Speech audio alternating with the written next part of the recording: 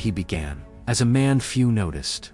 He ended as a man no one could ignore. Joseph Stalin did not arrive in power with a single decisive moment. There was no dramatic takeover, no singular victory, only accumulation. Step by step, decision by decision, until power was no longer something he sought, but something he embodied. He was born in 1878 in Gori, a small town in Georgia, then part of the Russian Empire. His early life offered little indication of future dominance. His father was a cobbler, unstable, often violent. His mother was deeply religious, determined that her son would escape poverty through education. Stalin, then known as Ioseb Jugashvili, was sent to a theological seminary, a path toward priesthood, a structured life. But structure did not quiet something deeper. He was often ill as a child, physically marked by smallpox, his arm injured, leaving it partially disabled. He did not command attention naturally. He learned instead to observe, to wait, to endure, and perhaps most importantly, to internalize. At the seminary, he encountered radical political ideas. Revolutionary texts circulated quietly, forbidden but compelling. They offered a different kind of salvation, not spiritual, political, a promise that the powerless could reshape the world. For Stalin, this was not abstract theory, it was personal. He left the seminary before completing his studies, not as a failure, but as someone who had found a different purpose. He joined the Bolsheviks, a faction of the Russian revolutionary movement. Unlike others, he did not stand out in speeches or public debate. He lacked the charisma of Lenin, the intellectual brilliance of Trotsky, but he possessed something less visible: consistency, patience, a willingness to operate in the background. He organized strikes, arranged funding through robberies, managed logistics, tasks that rarely attract attention, but build influence. He learned early that visibility creates vulnerability, and power does not always belong to those who are seen. After the Russian Revolution of 1917, the Bolsheviks seized control. Lenin emerged as the central figure. Around him formed a circle of leaders. Stalin was among them, not dominant, but positioned. In 1922, Stalin was appointed General Secretary of the Communist Party. At the time, it seemed administrative, almost clerical, but the role allowed him to control appointments, promotions, access. He decided who advanced, who remained, who was sidelined. This was not immediate power, it was structural power, quiet. But when Lenin died in 1924, a vacuum formed. Many expected Leon Trotsky to succeed him. Trotsky was visible, confident, a symbol of revolutionary success. Stalin was not, but he had spent years shaping the internal machinery of the party. And when the struggle began, machinery mattered more than image. He built alliances, then dissolved them, supported rivals temporarily, then isolated them. Each move appeared tactical, limited, but together they formed a pattern.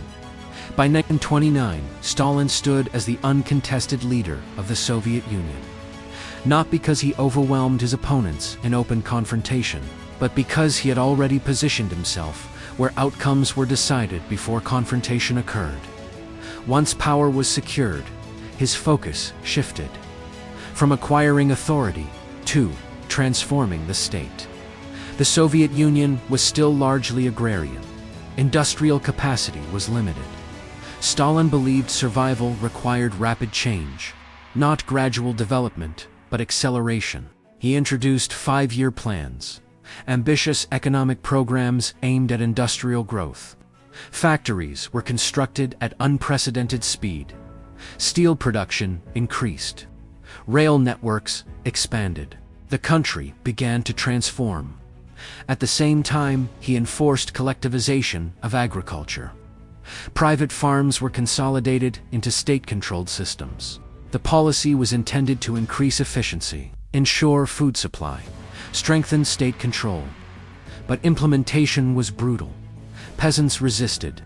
Livestock was slaughtered rather than surrendered. Production collapsed in many regions. Famine followed.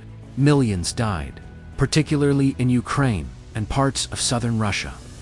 Stalin did not publicly acknowledge failure.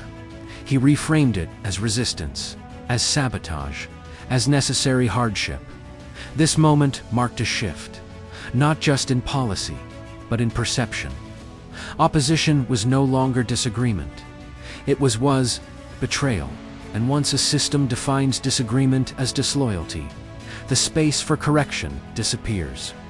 Stalin's internal world was shaped by suspicion, partly from experience. He had lived through conspiracies, betrayals, underground networks where trust was conditional. But power changed the scale of that suspicion. What had once been adaptive became expansive. He began to see threats, not just where they existed, but where they could potentially emerge. In the 1930s, this mindset reached its most extreme form. The Great Purge began. Senior party members were arrested, military leaders executed, ordinary citizens accused of counter-revolutionary activity. Public trials displayed confessions, often forced, often fabricated. The logic was preventative: eliminate threats before they materialize. But this created a system where loyalty could not guarantee safety, because suspicion did not require evidence.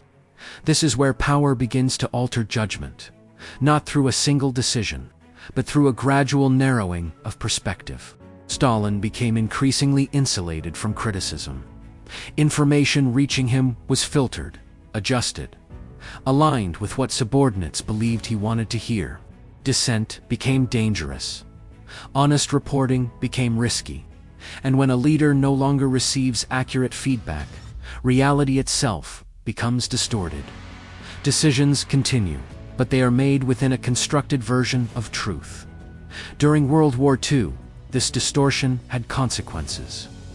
Despite warnings, Stalin initially underestimated the likelihood of a German invasion. When Operation Barbarossa began in 1941, the Soviet Union was unprepared. The early losses were catastrophic. But the system he had built, industries were relocated eastward.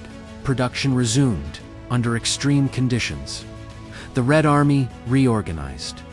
The Battle of Stalingrad marked a turning point, not just militarily, but symbolically. The Soviet Union absorbed the invasion, then pushed back. By the end of the war, it had emerged as one of two global superpowers. Stalin stood at the center of that transformation. To many, this validated his methods, the sacrifices, the severity, the control. Validation at the level of outcomes does not erase the internal cost of how those outcomes were achieved. After the war, Stalin's behavior did not soften. If anything, it intensified. He remained distrustful, suspicious of both external and internal threats. He maintained strict control over Eastern Europe, expanded influence, reinforced authority. At home, surveillance continued. Criticism remained dangerous. Even within his closest circle, uncertainty persisted. There are accounts suggesting that in his final years, Stalin was preparing for another wave of purges. Whether fully realized or not, the intention reflects a pattern. Power had not reduced his fear. It had expanded it. He died in 1953, not in a moment of public collapse, but in private isolation. Some accounts suggest that those around him hesitated to act when he fell ill, not from indifference, but from fear of making the wrong decision. Even at the end, the system he created shaped behavior. After his death, many of his policies were reassessed. Some reversed, his legacy debated. But beyond policy and ideology, his story reflects a broader pattern. Power does not simply reveal character, it interacts with it. In Stalin's case, early insecurity met absolute authority, and instead of resolving that insecurity, power amplified it. This pattern is not unique to one leader or one era. History shows similar trajectories. where individuals rise through discipline and strategic thinking. But once insulated from opposition, their decision-making narrows.